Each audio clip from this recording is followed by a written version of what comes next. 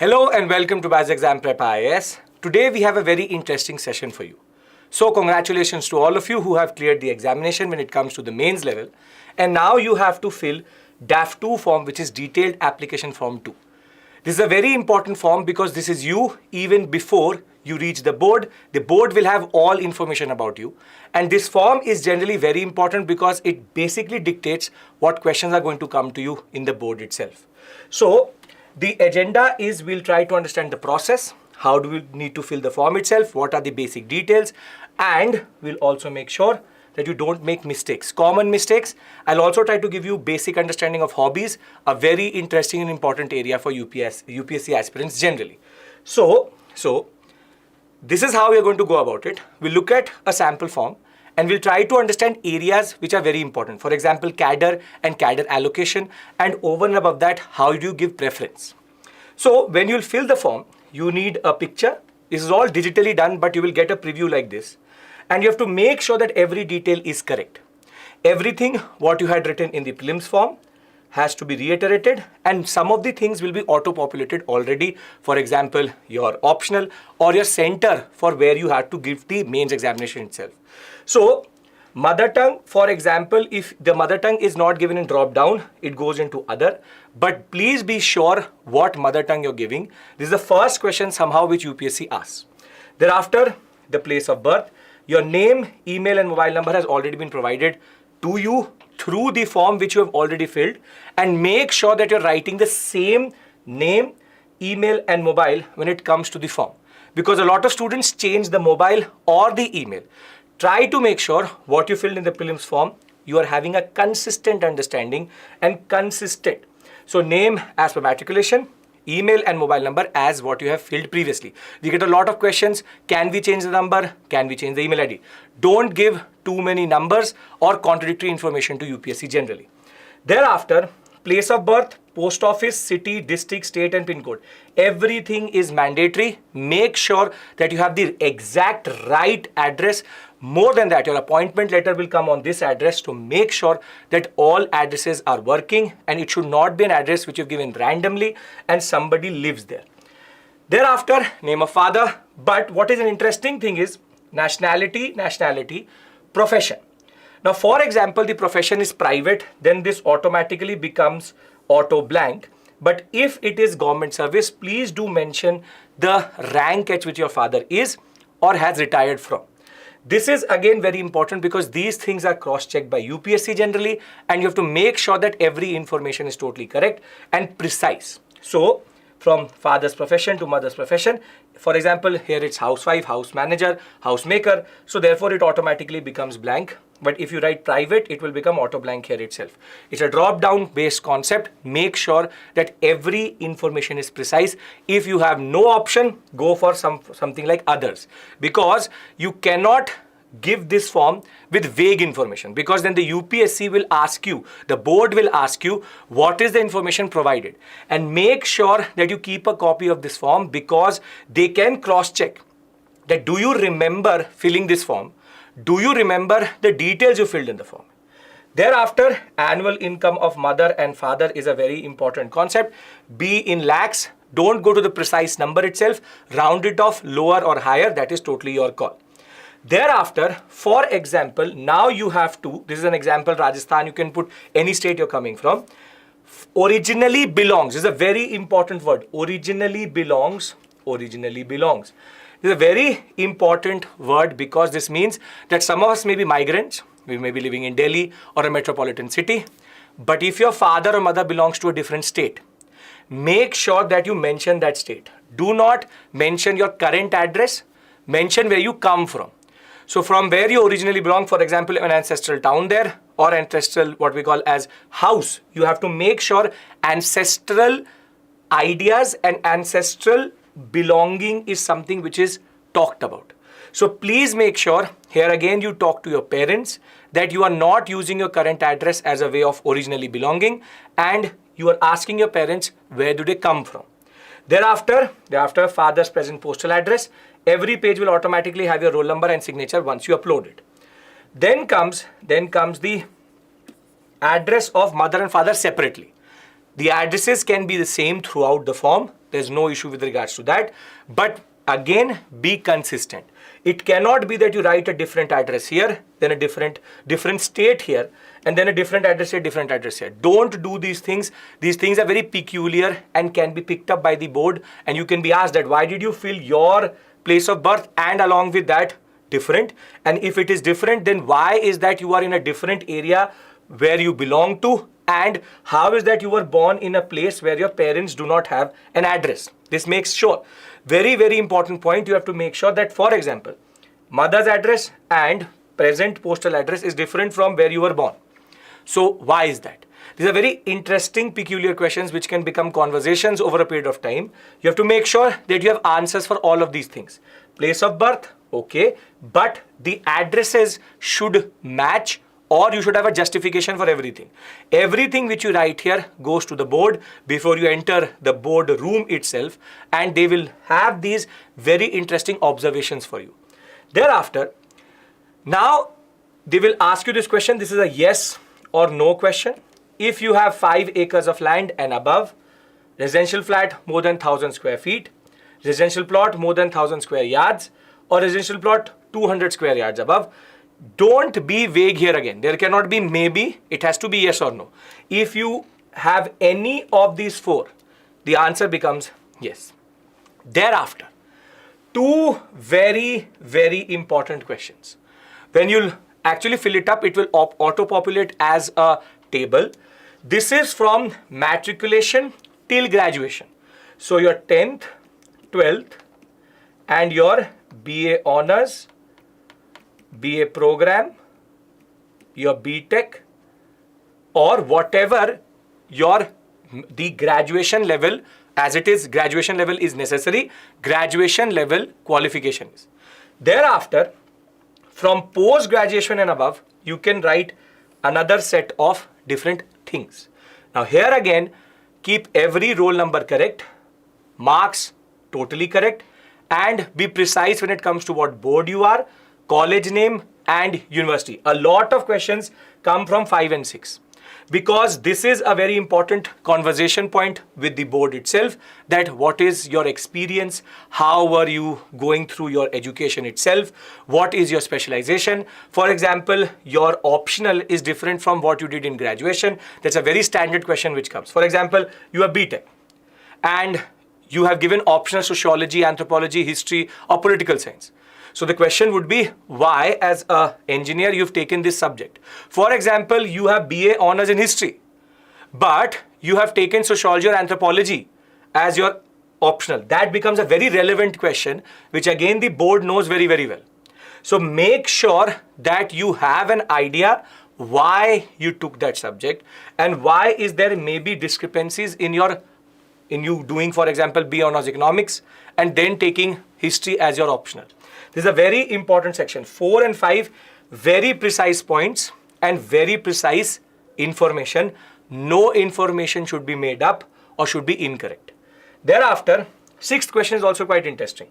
Having regards to answers given against 1, 2, 3, 4 and 5, which is the state and union territory that you claim to be your home state? This is going to be very important because home state decides home cadre.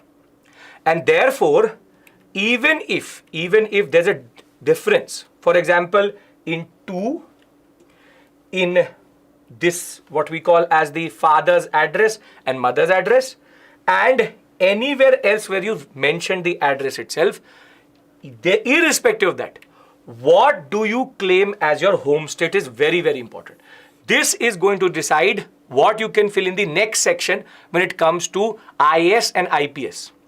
So please be very particular in knowing that what home state you want to apply for. For example, if you want to take your father's or mother's original state, then that is your home state. For example, where you live right now, you want to have that as home state, then you take that as home state. But be very clear, this cannot change thereafter. So this is a very important question having regards to answers against 1, 2, 3, 4 and 5. Which is the state or UT which you claim as your home state or UT? Very important question. Now comes question number 7. It is here that most of the questions come from because this is what you did throughout your schooling and your graduation. You have prizes, medals, scholarships, sports, positions of distinction and leadership held in school and college, and the biggest question which can come to you, hobbies or extracurricular activities. Now, prizes, medal, scholarship, if you got something, then only you write it. Then only write it. If there is nothing, you go for non-applicable. Because don't make things up. There needs to be certificates. There needs to be proof that you got that prize, medal or scholarship. And you cannot randomly make up scholarships thinking that UPSC will not check. Second, sports again. If you have been playing sports, if you are not, again, don't write anything. But rather, don't lie. Because if you haven't done any sports, you've not been part of NCC, it's okay. It's okay. Because then at least the board knows that you are honest to them.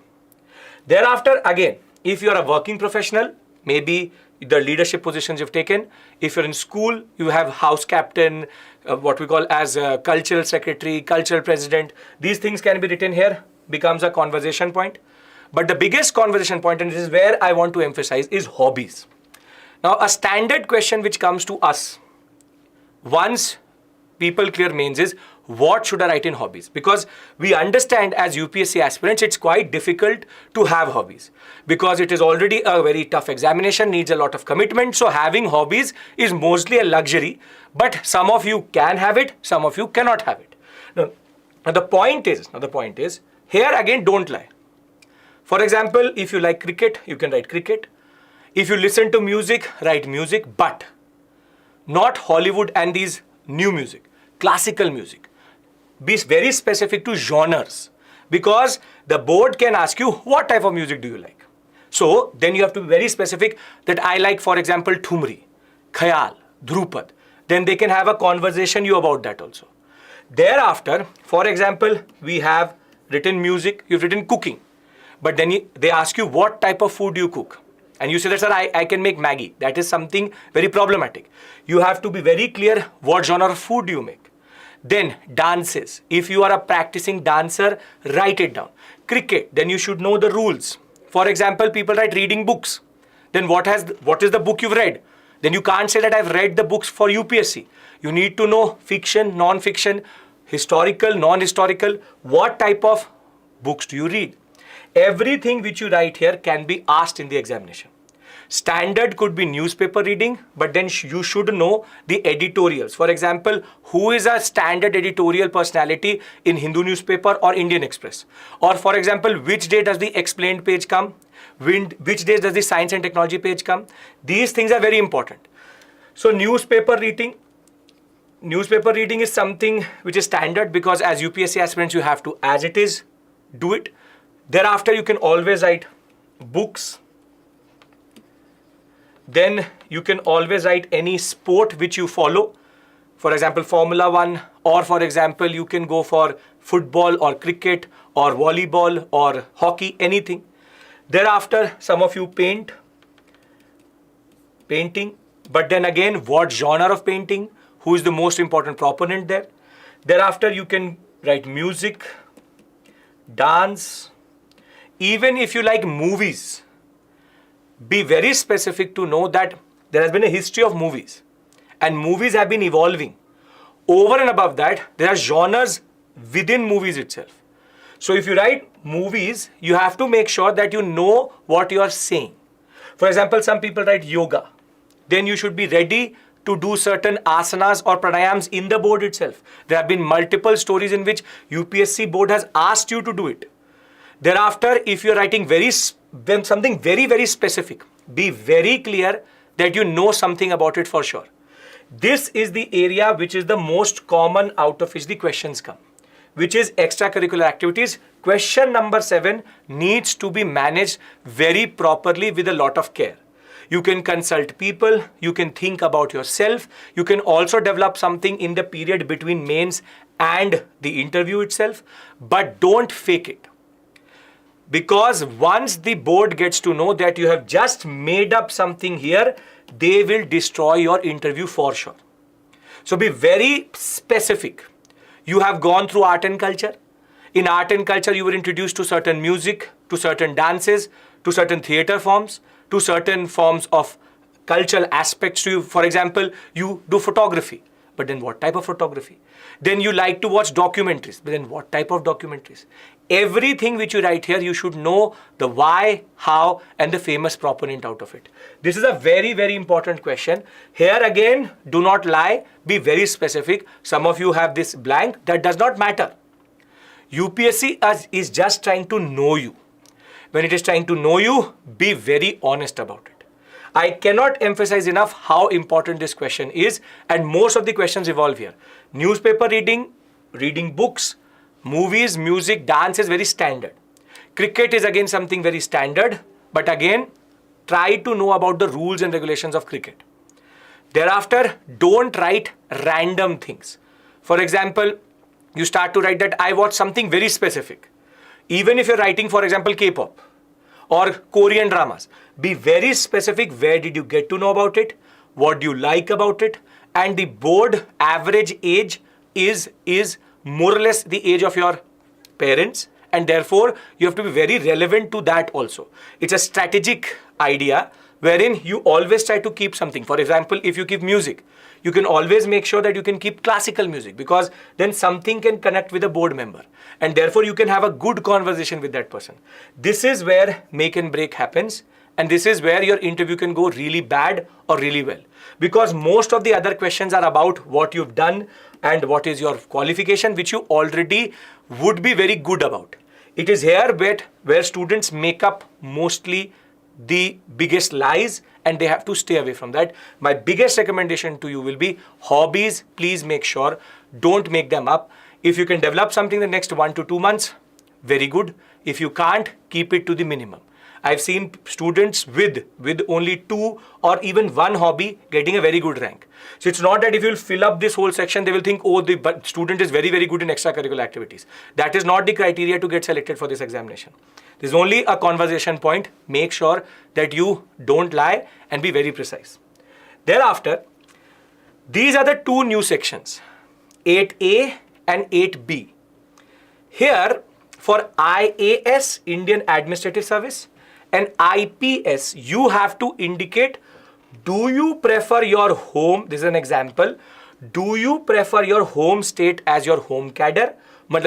If you want to get your home cadre as your cadre itself, if yes and no will be the option, and it says very precisely that only if you say yes, that whether you want to consider your home state, this is filled by you as your first preference for home cadre. If you say no, then you can't change it later. If you say yes, they will consider you for it. Thereafter comes this very interesting box, which is again auto-populated, but you have to give it within the digital interface itself. You have to now decide, out of the 5 zones which are there, what is the order of preference you want it if you say no here or if you say yes. For example, you got IS, you are ranked number 2. I'll say you're the topper itself. Now, your home state is, for example, Rajasthan only. But there was no seat for IS from your home state. So then this will be seen to check what is your preference. So for example, we've auto-populated it already. For example, you say that my first preference is zone 1, then I go for zone 3, then 2, then 5, and then 4. Now what is more interesting is, within that zone, which one do you want? Here again, you have to decide. This is the first one which you fill up, then this one, which is, for example, you said that after Rajasthan, if I don't get Rajasthan, what do I want? Here, as it is, I have indicated Rajasthan as first. So then I say, okay, if I don't get Rajasthan, then give me Haryana. If not Haryana, then Punjab. If not Punjab, then Uttarakhand. If not Uttarakhand, then give me Himachal Pradesh. Then last is Agmut, which is UT cadre, which is Arunachal, Goa, Mizoram, UT cadre. This is the most interesting one, in which every 3 to 4 years, according to your seniority, you will be moving around in India. From each UT to UT, Arunachal also, Goa also, and Mizoram also. Thereafter, for example, none of the seats came from zone 1. Or your rank was such that they cannot give you any of this. So then go to, okay, now the second preference is zone 3. Second preference zone 3. So, should we give him Madhya Pradesh? Should we give him Chhattisgarh? Or Maharashtra or Gujarat? This you have to do for both IAS and IPS, All India Services. You have to make sure that you give, more or less keep it consistent. Can't be that for IAS you want a different thing, for IPS you want a different thing. Keep these two very, very clear and note it down. Because UPSC can ask you your preference also. That why did you go for this zone? Why did you go for this zone? Have a justification for everything. Because again, a lot of questions come from here. That okay, within first zone, why do you prefer Rajasthan home cadre? Then why Haryana? And this is not on the whims and fancies of the board. Once you get your rank, the DOPT will decide where the vacancies are and where you'll get it automatically. So make sure that 8A and B you note it down and learn it by heart, that where is your preference? Where is your preference? Keep it very clear and consistent. Once you've done this for IAS and IPS, now you will be asked that, okay, what is your preference of the services itself? Meaning, out of the 19 services available, if you get rank 1, obviously you will get the first preference you've given. But if your rank is, for example, 200, 300, now which service UPSC will give you is based on your preference itself. For example, I said, if I get a good rank or if I get any rank, I should be first considered for IAS. Then I should be considered for IPS. Then I should be considered for the revenue services. This way, again, try to remember this sequence, keep it with you, look at it. Why have you chosen one I, then IAS, then why IPS, then why Indian Revenue Service, and then why Indian Forest Services, Indian Foreign Services, the fourth one. Be very clear why you have taken this basic idea. Here again, Group A services, always keep it in the first 10. Thereafter, Group B services, for example, DANIX is basically ISB and IPSB, which is the second service, which is very specific to the Delhi, Andaman, Nicobar Islands, Lakshadweep, Daman and Diu, Dadar and Nagar Haveli Civil Services. Same for police services. Basically, it's called ISA, ISB and IPSA, IPSB. DANIX, IS and IPS. Now, again, as I said, this is a very important choice. It's a very important decision you have to make. You have to talk to somebody. You want to talk to your parents. Be very precise. Don't randomly fill this up. Because a lot of students mess this up, because then they get a random service which they don't want only. So be very clear that you think like a topper here. Think like a topper, that I will top this examination, so I should give the preference accordingly. Wherever the vacancy is, I'll get it there. Thereafter, then they will ask you that should they share your data with the personal information, with the job opportunity which are linked with DOPT, which is basically they can send it to other companies if you don't clear the examination to consider you. Here you can again be yes or no. And then all the list of documents which have been uploaded by you are mentioned here, and you have to also upload it accordingly. Once you do this, there will be a declaration which you have to fill up. Again, your signature and your photo on the first page itself will be there. And then this is something which is also generated, which is a summary sheet. Most probably, this is what the board will have in front of them. So you can see what matters to them. This is called office use only, date and session. This is where they will allocate which date you got it, which session. This you will never know. You will get to know on that date itself. Date you will know, but session you will get to know on that day, which board is also exactly spontaneous at that point of time. But summary sheet tells you where the questions come from. You see, they will ask you about your optional subject, because this is the sheet which the board is going to keep in front of it. And therefore, okay, they will not go through this detailed application form. This is only relevant for UPSC. This is relevant for DOPT. This is relevant for the board later, once you've cleared the examination. At this point of time, this is most probably what they will keep in front of them. What is your optional subject? Why is it that? What did you like about it? And they will know your marks also in a way. So they can check that you are saying that you love the subject, but your marks are very bad, for example. So be very clear what you say here. Thereafter, your place of birth, where are you from? Then you can see, again, it's the same thing. Prize, sports, distinctions, and the hobbies. This is the first thing they see about you. even before your educational qualifications and employment details and are you from a foreign institute, they first see this section. So I have tried to, through this session till this point, show you what are the different aspects and the contours of the form itself. I've emphasized one thing, that question number 7 is very critical. Thereafter question number 8A, 8B and 9 are important for your future. So please pay attention.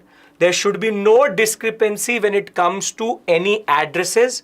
Don't try to mess it up too much. Then number, name and email ID, keep it consistent. Be very precise about the information you give in educational qualification. And I hope that you now have clarity with regards to 8A, what it means, 8B, what it means, 9 and 7. Now, the fact of the matter is, before I end the session, what are the mistakes to avoid? I've already emphasized hobbies are important. Your outward projection is very important to the board. First, biggest mistake to avoid, don't lie. Do not write any wrong information because that will mess up your chance. And more than that, you can clear this examination multiple times. What if the board remembers that you lied on the form itself? DAF-II is you in paper in front of the board even before you have entered. The opinion is already made. There's an idea which is there in their mind. Make sure that you are very precise in what you write here. Second thing, hobbies, don't write too extravagant, too big or too technical ones which you don't know about. Keep it simple. Keep it as least as possible. If you don't have hobbies, if you're a classical dancer, if you are a performative art related personality, visual art related personality, be ready to perform or show something to the board itself. And nowadays people write yoga instructor. Make sure there's a difference between an instructor and a yoga practitioner. You have to teach something and you have to learn something. They are two very different things. Again, if you're playing a sport, you don't write about that sport having no idea about it. So everybody writes cricket, but you've never actually followed cricket. They can ask you a lot of questions and people get a lot of questions out of it. Third thing is, don't hastily fill up the zones and the cadres because it will literally be a nightmare that you clear the examination with a very good rank and you don't get the cadre you want. A corollary of that is, again, don't fill up the preference of services in the wrong order because again, your rank is going to decide your service and you can mess that up if you don't write it in the right order itself. Keep it very simple, be very consistent, all information should be correct and all addresses should be running because your appointment letter will go to that address itself. So with this, I would like to say all the best for the interview. I hope that this session will help you in filling the form better. And I hope that you found it useful. Thank you so much. Take care. Bye-bye.